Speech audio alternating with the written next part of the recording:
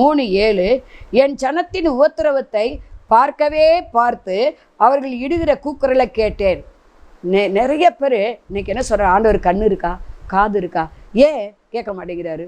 கண்ணை உண்டாக்கினவர் காணாரோ, காதை உண்டாக்கினவர் கேளாரோ, இருதயத்தை உண்டாக்கினவர் உணராதிருப்பாரான்னு பைபிள் எழுதப்பட்டிருக்கு. இஸ்ரவேல் ஜனங்கள் கூக்குரல்றாங்க வனாந்தரத்தில்.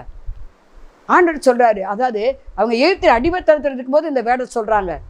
அவங்க அவங்க அவங்க பார்க்குற வேலைக்கு போதுமான சம்பளம் கிடையாது, போதுமான ஆகாரம் கிடையாது, குடியிருக்க வீடு கிடையாது.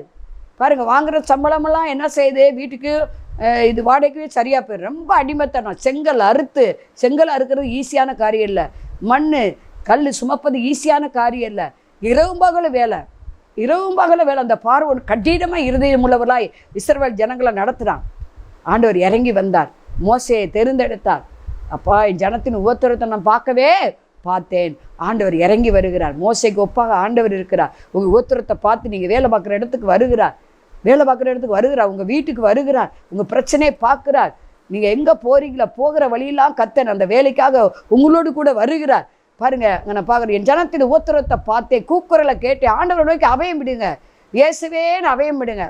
நான் இந்த கூக்குரல் என்பது என்னன்னு எனக்கு ஆண்டவர் கற்றுக் கொடுத்தார். என் மகனுக்கு ரொம்ப சீரியஸாக இருந்துச்சு. செய்யும் வேலூர் ஆஸ்பத்திரியில் நாங்கள் ஒரு லாட்ஜ் பிடிச்சி தங்கியிருந்தோம். யாருமே இல்லை, பக்கத்தில் ரூமில் எல்லாம் ஆள் இருக்காங்க. ஆனால் என் பிள்ளைங்க 2 பேர்லையும் தூங்குனாங்க. என் மகன் அப்படியே அவனுக்கு அது மாதிரி ஃபிக்ஸ் மாதிரி வந்து ரொம்ப கஷ்டப்பட்டான், டயலஸ் போட்டு. அப்போ வந்து அது ரொம்ப டயலஸுங்கிற போட்டவங்களுக்கு எல்லாத்துக்கும் தெரியும் கிட்னியை பற்றி. ஆனால் அவனுக்கு 2 கிட்னியும் ஃபெயிலரு. அது ஜிபி ஆண்டி பண்ண ஒரு வியாதி. நான் கள்ளங்கனே, ஆண்டவரே ஏன் எதனால் வந்துச்சு, நான் ஆத்துமாதாயம் பண்ணது தப்பா, என்ன தப்பு, உமக்கு கொடுத்தது தப்பா, ஊழிஞ்சது தப்பா, இதெல்லாம் நான் 1008 கேள்வி கேட்டேன். ஒன்றும் பதில் வரல. கூக்குரலிட்டேன், ஆண்டவரேன்னு ஒரு 7 முறை இயேசுவேன்னு கத்துனேன். என் மகனுக்கு அன்னைக்கு போன பிக்ஸ் திருப்பி வரவே இல்லை. ஏன்னா கூப்பிடுங்க, உங்கள் பிரச்சனையை சொல்லி கத்துங்க, கூக்குரலிடுங்க. உங்கள் அவயத்தை கேட்பார் ஆண்டவர். மனுஷனை கூப்பிடாதீங்க, டாக்டர் வாங்கன்னு போன அடிக்காதீங்க. ஆண்டவரை கூப்பிடுங்க.